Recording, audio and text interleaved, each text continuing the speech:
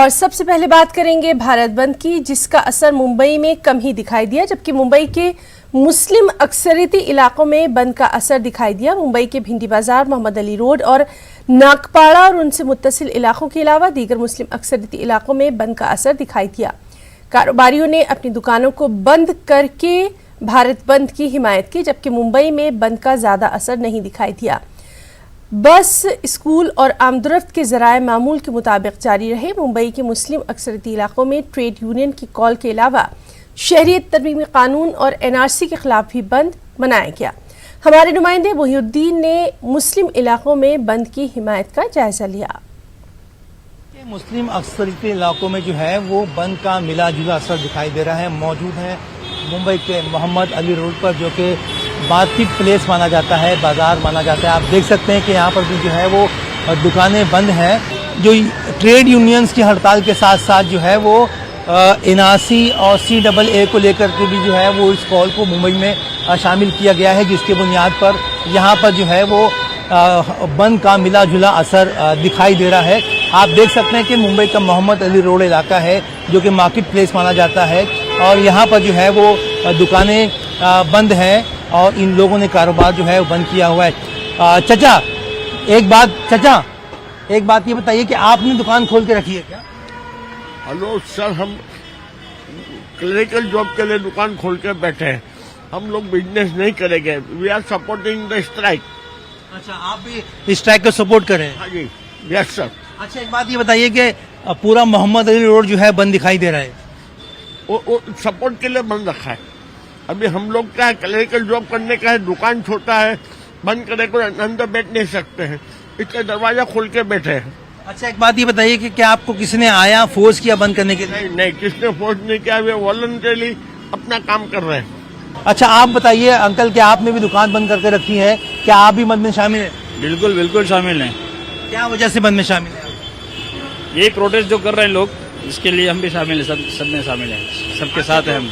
क्या किसी ने आपको फोर्स किया बंद करने के लिए? नहीं, किसी ने फोर्स नहीं किया है, हम खुद से बंद कर रहे हैं सब लोग। कब तक बंद रखेंगे आप दुकानें? ये आज का दिन ही बंद है ना, आज का पूरा दिन बंद है। ये पूरे दिन बंद रहेगी दुकान? जी जी बिल्कुल। अच्छा, आप लोग क्या करते हैं भाई साहब? टैक्सी चलाते हैं। तो आप टैक्सी चलाते हैं, तो टैक्सी आप चला रहे हैं? नहीं, बंद की है भाई। आपने ही बंद किया टैक्सी? बंद की है। क्यों बंद किया टैक्सी आपने? हमारे साथ में जाती हो तो हम क्या करेंगे? अब हाथ पे हाथ रख के थोड़ी बैठेंगे। 8 तारीख को भारत बंद, तो हमारा भी फर्ज है बंद करना, और नहीं बंद करे तो मेरा विचार है जाके जबरदस्ती बंद कराना। यह किसी एक का मसला नहीं है, यह पूरे हिंदुस्तान के अवाम का मसला है कि हम सब मिलके एहतियात करें। एक दिन का मसला है, हमेशा का नहीं। यहाँ पर जो है जो भिंडी बाजार, मोहम्मद अली रोड का जो मुस्लिम अक्सरियती इलाका है, यहाँ पर तो फिलहाल जो है वो बंद का असर दिखाई दे रहा है। और अब इसी के साथ साथ जो है वो मुंबई के दीगर इलाकों का हाल इससे मुख्तलिफ माना जा रहा है। आप देख सकते हैं कि बड़ी तादाद में लोग यहाँ पर बंद में शामिल हैं और अपना कारोबार भी बंद किए हुए हैं। कैमरा पर्सन राजमणि पिल्ले के साथ मोहिउद्दीन, न्यूज़ 18 मुंबई। और ट्रेड यूनियनों की कॉल पर भारत बंद का असर आज मुंबई में भी दिखा। मुंबई में भारत पेट्रोलियम रिफाइनरी के मुलाजमीन ने एहतजाज किया। ट्रेड यूनियन ने BPCL की निजकारी के खिलाफ भी एहतजाज किया। इनका कहना था कि मोदी सरकार ने मुल्क के कई इदारों की निजकारी की और RBI का खजाना खाली किया। इसका रिजल्ट क्या है? और अब BPCL की निजकारी की कोशिश हो रही है, जिसके हम सब खिलाफ हैं।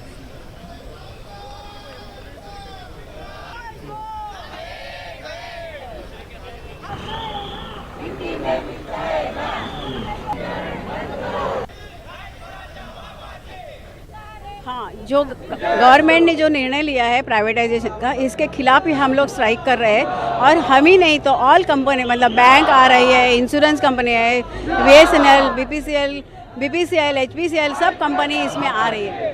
ये स्ट्राइक का हमारा ये है कि हमारी प्रॉफिट मेकिंग कंपनी है और गवर्नमेंट इतने सस्ते दाम में बेच रही है, क्यों बेचना है? हम लोग इतना उसको बेनिफिट दे रहे हैं, टैक्स भर रहे हैं, डिविडेंड दे रहे हैं, इतना अंडे देने वाली मुर्गी वो बेच रही है, ये बराबर नहीं कर रही है। ये एक महारत्न कंपनी है, एक फॉर्चून 500 में 17 साल से कंपनी आ रहा है। इसका टर्नओवर है 3.5 लाख करोड़ अप्रोक्सीमेटली।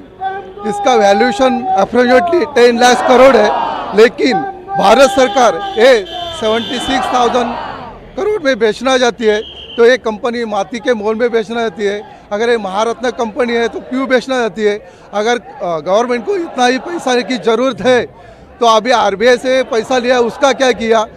इसके पहले यही सरकार ने IPCL, बाल्को, सेंटर होटल बेच दिया था, तो उससे देश की उन्नति हुई कि उसका कुछ अभी तक सॉल्यूशन नहीं निकला है, तो एक कंपनी क्यों बेचनी चाहती है? ये प्राइवेटाइजेशन के विरुद्ध है और ये सरकार जो है हर एक चीज़ को नीचे समझ रही है। जैसे हम लोग जो कर्मचारी है उनके जो फ़ायदे हैं उनको सब हटा रही है। आप देखो आज खाजीकरण हो गया तो सबकी सब्सिडी बंद हो जाएगी, जो गांव-गांव में सिलेंडर पहुंच रहे हैं वो सब बंद हो जाएंगे। हमारी तरफ से जो हम सहकार्य कर रहे हैं वो भी सब बंद कर रहे हैं। हमारी तरफ से जो BPCL ने बहुत सारे गांव अडॉप्ट किए वो सब अडॉप्टेशन भी बंद कर रहे हैं और सब वो रिलायंस को बेचना चाहते हैं। सरकार को जो रूट पे जाना चाहिए वो रूट पे जाती नहीं है, सब अपना वही देखती है कि मैं प्राइवेटाइजेशन करूँगा, मैं ये करूँगा, वो करूँगा, मैं ब्रिज बनाऊँगा। उन्होंने RBI पूरा खाली कर दिया है। ये लोगों को समझ में आता नहीं है, लोग कितने पागल भी नहीं है कि RBI खाली करना रीज़न क्या हो सकता है, और RBI को फिल करने के लिए ये सब POC का बेचना शुरू कर दिया उन्होंने। मोदी हुकूमत की मजदूर मुखालिफ पॉलिसीज़ के खिलाफ ऑल इंडिया ट्रेड यूनियन की जानिब से आज भारत बंद की कॉल दी गई थी। भारत बंद की कॉल का नांदेड़ में भी मिला जुला असर देखा गया। शहर के बेशतर इलाकों में दुकानें, कारखाने, स्कूल, कॉलेज, बैंक और दीगर इदारे बंद रहे।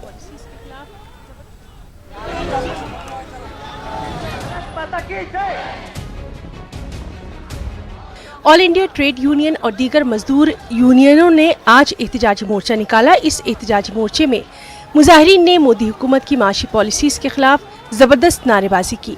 साथ ही मुल्क में बढ़ती बेरोजगारी, महंगाई और मजदूरों के साथ हो रही नाइंसाफियों के लिए हुकूमत को ही जिम्मेदार ठहराया। अच्छे दिन लाने की बात की, अच्छे दिन सरकार नहीं लाई। साल को 2 करोड़ लोगों को रोजगार देने की बात है, रोजगार नहीं दे पाई। काला पैसा नहीं ला पाई, भ्रष्टाचार खत्म नहीं कर पाई। हमारे आज मजदूर लोगों को आज पेमेंट बराबर कर नहीं पाते, अनुकंपा की जगह नहीं भरती है सरकार, बहुत से काम बढ़ा रही है सरकार, बहुत से शोषण चालू है। इसके लिए आवाज़ जाना नहीं, महंगाई बढ़ रही है, इसके लिए आवाज़ नहीं उठाना, इसके लिए ये मुद्दा भी लाया है उन्होंने कि CAA और NRC। इसके तहत उनका मुद्दा है कि समाज में फूट डालो। ट्रेड यूनियन की हड़ताल में तलबा तंजीमें भी शामिल हो गई हैं। तलबा तंजीमों के नुमाइंदों ने JNU में हुए दहशतगर्दाना हमले और जामिया में एहतजाजी मुजाहिरीन पर दिल्ली पुलिस की बर्बरियत की मजम्मत की। साथ ही शहरियत तरमीमी कानून को वापस लेने का भी मुतालबा किया। और हमारा आज के 8 जनवरी का जो स्ट्राइक पूरे देश में कामगारों की तरफ से किया जा रहा है, उनके अंदर भी स्टूडेंट्स फेडरेशन ऑफ इंडिया और बहुत सारे स्टूडेंट विंग जो है इसमें शामिल हो रही है। आज हमारी मांग है जो NPR और NRC इस देश में लागू किया है उसके खिलाफ हम आज रास्ते पे हैं। उसी तरह फीस मस्ट फॉल और जो फीस बढ़ोतरी हो रही है उनके खिलाफ भी हम हैं। और JNU और जामिया इस तरह के पूरे देश के अंदर जितना भी विश्वविद्यालय है उसके अंदर जो पुलिस लाठीचार्ज हो रहा है और दिल्ली पुलिस की जो दादागिरी बढ़ती जा रही है, उनके रोकथाम के लिए आज हम पूरे देश में रास्ते के ऊपर हैं। ट्रेड यूनियन की हड़ताल में बैंक मुलाजमीन ने भी शिरकत की। बैंक मुलाजमीन का कहना है कि मोदी हुकूमत गरीबों से तो कर्ज की एक पाई वसूल कर रही है, जबकि बड़े बड़े कॉर्पोरेट घरानों के करोड़ों के कर्जे माफ किए जा रहे हैं, जिसकी वजह से आज बैंकिंग सिस्टम तबाह बर्बाद हो रहा है। भारत बंद का नांदेड़ में भी जबरदस्त असर देखने में आया। शहर के बेशतर इलाकों में दिन भर दुकानें, स्कूल, कॉलेज, सरकारी और नीम सरकारी दफातर बंद रहे। बंद के सबब किसी भी तरह की बदनज़मी को फैलने से रोकने के लिए पुलिस ने यहां सिक्योरिटी के पुख्ता बंदोबस्त किए थे। मजमूई तौर पर ट्रेड यूनिट का ये बंद पूरी तरह से कामयाब नजर आया। न्यूज़ 18 उर्दू के लिए नांदेड़ से जमीर अहमद खान की रिपोर्ट। औरंगाबाद में बहुजन क्रांति मोर्चे की जानिब से CAA और NRC के खिलाफ रैली निकाली गई। इस रैली का आगाज हरकुल गेट से हुआ, इख्तिताम डिविजनल कमिश्नर ऑफिस। इस रैली में कसीर तादाद में लोगों ने शिरकत की और इस मौके पर मोदी हुकूमत की पॉलिसीज़ पर शदीद नुक्ताचीनी की गई और NRC को फौरी मनसूख करने का मुतालबा किया गया। बसूरत दीगर DNA की बुनियाद पर NRC करने की मांग की गई। इस रैली को शहर की मुस्लिम तंजीमों की ज़बरदस्त हिमायत हासिल रही। मुस्लिम नुमाइंदा काउंसिल के सदर ज़ियाउद्दीन सिद्दीकी का कहना है कि NRC की मुखालफत करने वालों की हिमायत का सिलसिला जारी रहेगा। ये जो आरएसएस की सरकार है, ये जो बीजेपी की सरकार है, जो आरएसएस द्वारा चलाई जाती है, इन्होंने जो एनआरसी कायदा लागू किया है, इस कायदे से आधार पर उन्होंने जो डिमांड की है कि 70 साल पुराने डॉक्यूमेंट्स दो। इतने पुराने डॉक्यूमेंट्स तो हमारे लोगों के पास नहीं है। हमारी ये मांग है कि भाई ये कायदा रद्द किया जाए। अगर महाराष्ट्र असेंबली के एक रोज़ा खुसूसी इजलास के दौरान समाजवादी पार्टी के रुकने असेंबली अबू आसिम आज़मी ने रियासत के मुसलमानों को रिजर्वेशन फराहम करने का मुतालबा दोहराया और हमारे नुमाइंदे मोहिउद्दीन ने अबू आसिम आज़मी से इस सिलसिले में बातचीत की। असेंबली का इजलास जो है वो आज एक दिन के लिए बुलाया गया और ये ST/SC एक्ट में तरमीम के लिए ख़ास तौर पर बुलाया गया था, लेकिन अबू आसिम आज़मी ने जो है वो इजलास के दौरान मुस्लिम रिजर्वेशन की बात उठाई और फिर वही अपनी पुरानी डबली बजाने की कोशिश की। बार बार आप मुस्लिम रिजर्वेशन की बात उठाते हैं लेकिन कुछ हो नहीं पाता है। आखिर अबू आसिम आज़मी जो है वो कब तक जो है वो अपनी मुस्लिम सियासत को जो है वो इस तरह चमकाते रहेंगे? मुस्लिम सियासत समाज में समता मूलक समाज को बनाए रखने के लिए आवाज उठाई जा रही है। अगर इस देश को विकसित देश बनाना है तो 20% लोगों के साथ नाइंसाफी होगी तो ये देश कभी भी तरक्की नहीं कर सकता, विकसित नहीं माना जाएगा। आप एग्जाम्पल लीजिए, हमारे बदन का 5वां हिस्सा 20% हिस्सा अगर ऊपर से काट दिया जाए तो हम मर जाएंगे, नीचे से काट दिया जाए हम लंगड़े हो जाएंगे, साइड से काट दिया जाए दोनों हाथ तो हम लूले हो जाएंगे। यही हालत इस देश की है।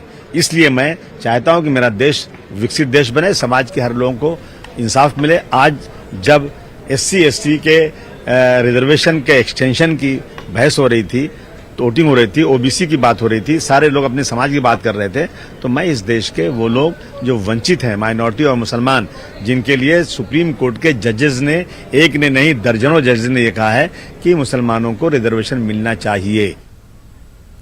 उधर शिवसेना के वाहिद रुकने असेंबली और वजीर मुमलिकत अब्दुल सत्तार शेख ने वजारत से इस्तीफा दिया था और दोबारा सत्तार शेख ने ये जिम्मेदारी कबूल कर ली। अब्दुल सत्तार शेख ने न्यूज़ 18 उर्दू से बातचीत में कहा कि हुकूमत में रहकर मुसलमानों के लिए अहम काम अंजाम दिए जा सकते हैं। हमारे नुमाइंदे मोहिउद्दीन ने उनसे खास बातचीत की।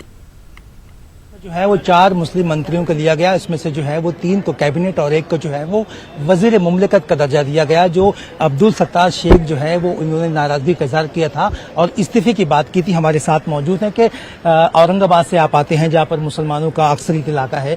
आपने जो है वो राजीनामा दिया था, इस्तीफा दिया था, ये कह के कि मतलब आप नाराज है, वजह क्या थी? क्या आपको ये लगता है कि वजीर मुमलिकत का जो दर्जा आपको दिया गया काबीना के बजाय वो वजह थी? नहीं, अब सारी जो वजह थी वो हमारे पार्टी के प्रमुख से हमने सबको बताया और उन्होंने हमको जो बातें हमारे दिल में थी वो हमारी सारी दूर हो गई। और अभी पक्ष प्रमुख जी ने जो आदेश दिया है कि आपको जिस ओहदे पे दिया गया उस पे काम करो, आगे के लिए सबको जो नाराज है सबका विचार किया जाएगा और सबको न्याय दिया जाएगा। ये शहरी तरमीमी कानून और NRC के खिलाफ एहतजाज का सिलसिला है कि थमने का नाम नहीं ले रहा। मुल्क के दूसरे शहरों की तरह अमरावती में भी CAA और NRC के खिलाफ जलसे जुलूस निकाले जा रहे हैं। आज भी मुख्तलिफ तंजीमों की जानिब से शहर के साइंस कोर मैदान पर एहतजाजी मुजाहरा किया गया, जिसके बाद एहतजाजियों ने जेल भरो आंदोलन भी किया।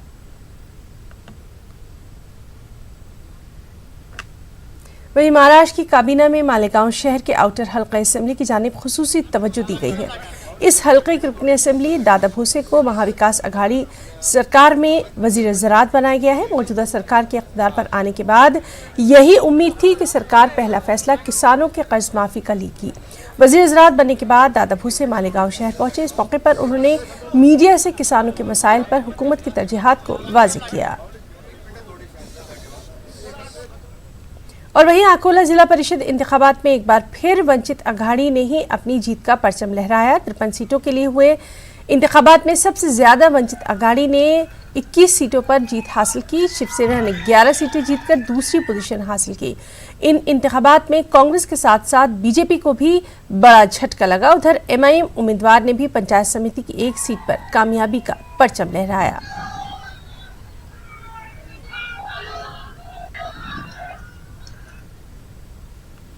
उर्दू स्कूलों के तलबा को मराठी ज़बान से वाकफियत के लिए read and lead foundation Aurangabad में मराठी पंद्रवाड़ा मना रहा है। इसके तहत दर्जनों स्कूलों में मराठी बेदारी प्रोग्राम का इनेकाद किया जा रहा है। न्यूज़ 18 की टीम ने एक प्रोग्राम का जायजा लिया। कपाळावर माझ्या चंद्राची कोर ग बाई मी कोळ्याची पोर ग बाई मी कोळ्याची पोर उफानी दर्याची उसळत्या लाटाची मी कोळ्याची ग बाई कोळ्याची पोर कपाळावर माझ्या चंद्राची कोर ग बाई मी कोळ्याची पोर ग बाई मी कोळ्याची पोर। शुभ सकाळ। माझा विषय आहे मोबाइल भ्रमणध्वनि शाप की बरदाश्त। फर मराठी जबान में तकरीर करने वाली इस तालिबा का ताल्लुक उर्दू मीडियम स्कूल से है, लेकिन तमाम उर्दू मीडियम स्कूलों में ऐसा मंजर देखने को नहीं मिलता, बल्कि उर्दू मीडियम के तलबा मराठी मजमून से खौफ खाते हैं। इनके इसी खौफ को दूर करने और इलाकाई ज़बान से इन्हें वाकिफ करने के औरंगाबाद के उर्दू स्कूलों में मराठी ज़बान का पंद्रवाड़ा मनाया जा रहा है। ये पंद्रवाड़ा रीड एंड लीड फाउंडेशन की जानिब से मनाया जा रहा है। फाउंडेशन के जिम्मेदारों ने इसकी वजूहात कुछ यूं बयान की। तो बच्चे जो है तो उपक्रम के जरिए, एक्टिविटी के जरिए बहुत जल्दी सीखते हैं। तो हम कोशिश ये कर रहे हैं कि निबंध स्पर्धा है, हस्ताक्षर स्पर्धा है, वक्तृत्व स्पर्धा है, पाठांतर स्पर्धा, फिर उसके बाद ही समानार्थी शब्द, विरुद्धार्थी शब्द और दोन अर्थाचे एक शब्द, इस तरह के अलग अलग एक्टिविटीज़ के जो है तो मुकाबले मुनक़द करके इनका जो है तो मराठी का नॉलेज बढ़ाने की कोशिश करें। हमने लगातार इसकी 1 हफ्ते तक प्रैक्टिस की और हमने इस तकरीर में मोबाइल के फ़ायदे व नुकसानात को बयान किया। और इसमें मोबाइल में जैसे बहुत सारे ऐप्स होते हैं, इसको हम हमारी पढ़ाई में किस तरह से यूज़ कर सकते हैं। मराठी ज़बान से वाक़फ़ियत के लिए तलबा में तकरीरी तहरीरी मुकाबले और ग्रुप डिस्कशन करवाए गए। इसी तरह तलबा ने मुख्तलिफ मौज़ूआत पर मराठी में रोशनी डाली, जिसकी वजह से तलबा की खुद एतमादी में इजाफा हुआ। उर्दू मीडियम स्कूलों में मराठी ज़बान पर मेहनत क्यों ज़रूरी है, सुनिए जिम्मेदारों की ज़बानी। इसका उद्देश्य, इसका मकसद ये है कि मराठी भाषा को प्रचार प्रसार हो, लोगों में मराठी के बारे में जन जागृति हो। ख़ास तौर से हमने अभियान जो उर्दू स्कूलों में चलाया है। आप जानते हैं कि शहरों में जो मुसलमान रहते हैं, शहरों में जो उर्दू स्कूल होते हैं या जो महल्ले होते हैं, वहाँ के बच्चों को मराठी नहीं आती है। मराठी ये महाराष्ट्र की रीजनल लैंग्वेज है, जिसमें हर एक को आना ज़रूरी है। 15वाड़ा मनाने की इसलिए आई कि हम देख रहे हैं कि MPSC एग्जामिनेशंस के अंदर हमारे उर्दू मीडियम के बच्चे जो है वो नाकाम होते हैं। उनकी वजह जब हमने जाना तो मालूम हुआ कि इनको बेसिक चीज़ें जो मराठी में आनी चाहिए वो नहीं आती। तो हमने इस सोचा कि इस ज़िमन में हम बच्चों की MPSC, UPSC और दूसरे एग्जामिनेशंस की तैयारी के वास्ते दिलचस्पी पैदा करें और उनके अंदर वो काबिलियत पैदा हो। मराठी ज़बान महाराष्ट्र की सरकारी ज़बान है। रियासत के तमाम उमूर मराठी में अंजाम पाते हैं, लेकिन उर्दू मीडियम स्कूलों में मराठी पर जितनी मेहनत होनी चाहिए वो नहीं होती। नतीजे में तलबा व तालिबात इस मजमून में पीछे रह जाते हैं। स्कूली सतह के तलबा को इलाकाई ज़बान से जोड़ने और इनकी झिझक दूर करने का काम रीड एंड लीड फाउंडेशन कर रही है, जिसके मुस्बत असरात मुरतब हो सकते हैं। न्यूज़ 18 उर्दू के लिए औरंगाबाद से अजहरुद्दीन की रिपोर्ट। और अब खास बात कर्नाटक की खबरें। सबसे पहले सुर्खियां। कर्नाटक भर में भी आज मनाया गया भारत बंद। बेंगलुरु में सिर्फ एहतजाजी मुजाहरे को दी गई इजाजत। मरकजी हुकूमत की पॉलिसियों के खिलाफ किया गया एहतजाज। गुलबर्गा में भारत बंद रहा कामयाब। कम से कम 50,000 अफराद ने जुलूस में की शिरकत। NRC, NPR और मरकजी हुकूमत के खिलाफ नारेबाजी की। और CAA, NRC और NPR पर बेंगलुरु में बहस। मुल्क भर में NRC की शुरुआत वाजपेयी हुकूमत में ही हुई थी। कानून का गहराई से मुताला बेहद जरूरी।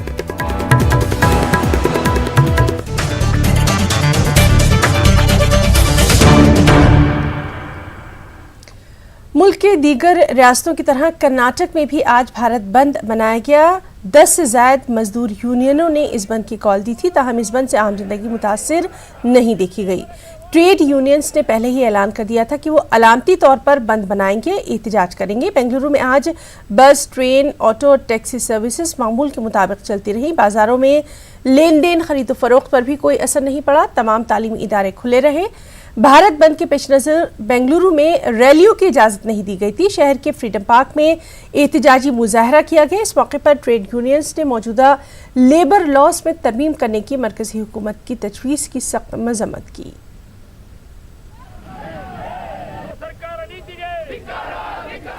और लेफ्ट की ट्रेड यूनियंस की जानिब से कॉल किया गया भारत बंद गुलबर्गा में बेहद कामयाब रहा। गुलबर्गा मुकम्मल तौर पर यहां बंद देखा गया। शहर के तमाम अहम तिजारती मराकज़ बंद रहे। बंद की मुनासबत से एहतजाजी जुलूस भी निकाला गया। एहतजाजी जुलूस में हजारों लोगों ने शिरकत की। इस मौके पर CAA, NRC और NPR के खिलाफ जमकर नारेबाजी की गई। उलमा कराम भी जुलूस की क़यादत में पेश दिखाई दिए। जुलूस के दौरान अनगत सर्किल पर इंसानी सिरों का सैलाब नजर आ रहा है। इस मौके पर सिक्योरिटी के पुख्ता बंदोबस्त थे। हुकूमत की जानिब से तालीमी इदारों को कोई छुट्टी का ऐलान नहीं किया गया था। देश का इकोनॉमी है ना सत्यानाश कर दी है। जो लोगों के कमाई लूटने का बहुत आग हो गया। गरीबों का जो गरीबों से हाथ से लूट के अमीरों को देने की कोशिश कर रहे हैं। देश की प्रॉपर्टी बेच रहे। मजदूर पॉलिसी जो अभी मौजूदा गवर्नमेंट की चल रही है उससे BSNL का हाल देखने के बाद पता चलता है, आपका रेलवे का हाल देखने के बाद पता चलता है, आपका पोस्ट का हाल देखने के बाद पता चलता है। जो करोड़ों के घरों में जो बेरोजगारी बढ़ी है, जो असंगठित लोग हैं, जो बेरोजगारी से त्रस्त है, वो बाहर जाने के क्यों में है।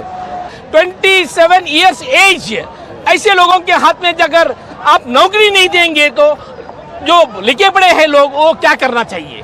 That is the issue before us and उसके लिए हम लोग एम्प्लॉयमेंट जनरेशन करो बोल के हम लोग गवर्नमेंट को हम लोग आज क्या है डिमांड कर रहे हैं। मुसलमान हैं लेकिन आप देख रहे हैं कि जैसे जैसे दिन गुजरते जा रहे हैं तमाम मज़ाहिब के लोग सब अब ये बात समझ में आ गई है कि ये मसला अक़लियतों का नहीं है, मुसलमानों का नहीं है, ये हिंदुस्तान की जनता का है। तमाम मज़ाहिब के तमाम धर्म का ये मसला है। और ये जो मोदी और अमित शाह जो झूठ बोलकर अपनी बात को आवाम के सामने रख रहे हैं वो बात पूरी जनता को समझ में आ चुकी है। हम अवाम को ये हुकूमत को ये पैगाम देना चाहते हैं कि अपने नज़रियात अपने हद तक रखें, अवाम पर मुसल्लत होने की कोशिश ना करें। यह अवामी इनकलाब है, इंशाअल्लाह ये अवामी इनकलाब रंग ला के रहेगा। रायचूर जिले में भी मुख्तलिफ मजदूर यूनियनों की जानिब से बंद मनाया गया। ट्रेड यूनियन के लीडरों ने मरकजी हुकूमत की अवाम मुखालिफ पॉलिसीज़ के खिलाफ जगह जगह एहतजाज मुजाहरे किए। रायचूर जिले में बंद का मिला जुला असर देखा गया। RC डिपोज और बस स्टेशन के सामने धरने दिए गए। बाजार और दीगर तिजारती मराकज़ के अलावा सरकारी दफातर और तालीमी इदारे खुले रहे, जबकि RTC बसों के न चलने की वजह से मुसाफिरों को ज़रूर दिक्कतों का सामना रहा। रायचूर में बंद का सबसे बड़ा एहतजाजी जलसा शहर के अम्बेडकर सर्किल पर देखा गया। इस मौके पर एहतजाजी ट्रेड यूनियन के लीडरों ने कहा कि मरकजी हुकूमत की गलत पॉलिसीज़ की वजह से ही ये बंद बनाया गया। General strike called by JCTU, Joint Committee of Trade Unions, today in Raichur. We are protesting against the central government policies. We are demanding government should minimum wage should be. IMA company के घोटाले के बाद मुश्किलात में घिरी बेंगलुरु की सरकारी VK Ubaidullah school के लिए खुशखबरी है। स्कूल की तरक्की के लिए मकामी रुकन असेंबली रिजवान अरशद ने कोऑर्डिनेशन कमेटी तश्कील देने का फैसला किया है। रिजवान अरशद ने आज VK उबैदुल्ला स्कूल का दौरा किया। इस मौके पर स्कूल कमेटी, हजरत हमीद शाह कॉम्प्लेक्स कमेटी और मकामी तालीमी अफसरों के साथ बातचीत की गई। स्कूल की तामीर और तरक्की के लिए हर मुमकिन ताउन फराहम करने का रिजवान अरशद ने यहाँ भरोसा दिलाया। आपको बताएं कि IMA कंपनी ने VK उबैदुल्ला स्कूल को गोद लिया था। इस स्कूल में तकरीबन 15 तलबा ज़ेर तालीम थे, लेकिन IMA कंपनी के घोटाले के बाद स्कूल का मुस्तकबिल खतरे में था। साबिक़ वज़ीर अक़लियती बहबूद और औक़ाफ़ ज़मीर अहमद ख़ान ने स्कूल को वक्फ़ इदारे की निगरानी में चलाने का फ़ैसला किया। अब ये स्कूल तरक्की की जानिब गामज़द है। बिल्कुल स्कूल भी रहेगी और बच्चों का मुस्तकबिल भी बहुत रोशन रहेगा, क्योंकि school government teachers, private teachers और हमीद शाह कॉम्प्लेक्स से वफ़ के ज़रिए हमने पैसा डलवाया है। हर महीना जो खर्च व अखराजात हैं स्कूल के मेंटेनेंस है वो कर रहे हैं। ये हाथ उठाया, कोई भी देखने वाला कोई भी नहीं था, बहुत परेशान में था स्कूल। वो टाइम में वो हमारा विज़िट ज़मीर अहमद साहब मिनिस्टर था वो हमारा MLC रिजवान अरसा साहब पूरे विजिट करके हम लेंगे वक्फ बोर्ड लेंगे बोलकर वो एक डिसीजन लिया। विदिन ए वीक 400 स्टूडेंट्स उधर से निकले। शहरियत के मसले पर मुल्क भर में इन दिनों एहतजाज का सिलसिला देखा जा रहा है। बेंगलुरु में रोजनामा पासबान के एडिटर उबैदुल्ला शरीफ ने शहरियत से जुड़े तमाम कवानीन का तफसीली तौर पर जायजा लिया है। उबैदुल्ला शरीफ ने कहा कि मोदी हुकूमत NRC के मामले में अवाम को गुमराह कर रही है। तो नाज़रीन, आप देखिए ये खास रिपोर्ट। मुझे इजाजत दें। आदाब।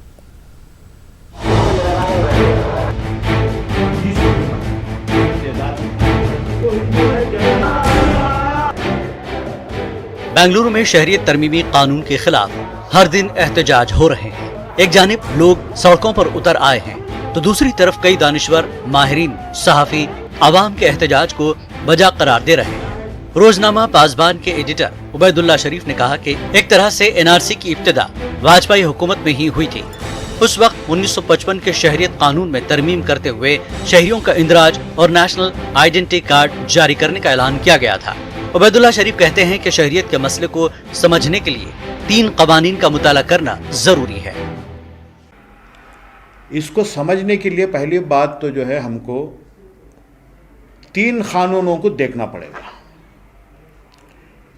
एक तो सिटीजनशिप एक्ट 1955,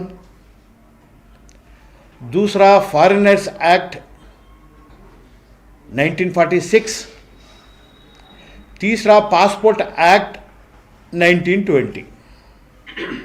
ये एक दूसरे से जुड़े हुए हैं। सिटीजनशिप एक्ट 1955 को 2003 में जब वाजपेयी की हुकूमत थी उन्होंने इसमें तरमीम की। सिटीजनशिप एक्ट में एक्ट नंबर 14 में एक 14A ऐड किया गया और ये कहा गया कि इस मुल्क में national registration identity card issue किया जाएगा। उबैदुल्ला शरीफ ने कहा कि CAA NRC के बाद हुकूमत ने NPR यानी नेशनल पॉपुलेशन रजिस्टर कायम करने का ऐलान कर दिया है। NRC के मुताल्लिक अलग अलग बयानात सामने आ रहे हैं, लेकिन हकीकत ये है कि वजारत दाखिला की सालाना रिपोर्ट में ये वाज़ेह तौर पर कहा गया है कि NRC तश्कील देने के लिए NPR पहला कदम होगा। 2019 को जो है मुल्क के होम मिनिस्टर राज्यसभा में ऐलान करते हैं कि हम NRC बनाएंगे। मुल्क के वजीर आजम 22 दिसंबर को एक रैली में कहते हैं कि NRC के बारे में कोई डिस्कशन ही नहीं हुआ है। एनुअल रिपोर्ट, होम मिनिस्ट्री की जो एनुअल रिपोर्ट है उसमें चैप्टर 15 सफ़ा नंबर 262 में ये क्लियरली कहा गया है यहाँ पे कि national population register is the first steps towards the creation of national registration of Indian citizens NRIC। रोजनामा पासबान के एडिटर कहते हैं कि वज़ीर आज़म नरेंद्र मोदी और वज़ीर दाखिला अमित शाह के बयानात में तजाद है, लेकिन हुकूमत के दस्तावेजात वाज़ेह तौर पर कह रहे हैं कि मुल्क में NRC यानी नेशनल रजिस्टर ऑफ सिटीजन तरतीब देने की